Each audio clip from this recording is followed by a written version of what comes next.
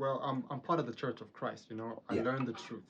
Yeah. And I realized that the Bible teaches only about one church. And I know that this is very controversial, and Yeah. we're probably not going to get into all that. Yeah. But it's very important that I mention it. Okay, so I learned about the Church of Christ 2019, and I realized, like, okay, so there's only one true church in the New Testament, Yeah.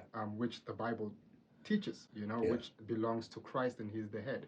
And I was trying to look around, and I was like, all these churches that I was trying to seek the truth for, you know, they don't match up to the biblical standard. Yeah. You know, they're always, you know, they're not founded on the Bible. Mm. And so I couldn't understand, like, where the problem is. Why am I not satisfied with the churches around?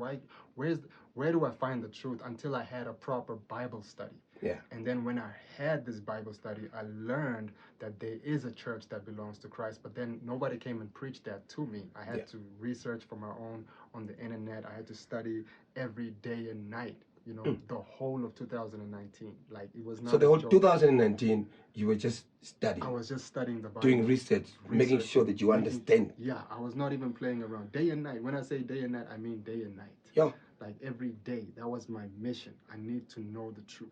Yeah. And I was seeking for the truth, and I was not going to have it otherwise. Yeah. You know, and so I didn't rest until I actually understand what the Bible is all about, as, you know, as far as the Old Testament and the New Testament is concerned. And so now I understand, you know, and so I was actually given the task to be the preacher in the local congregation at the Church of Christ 2020.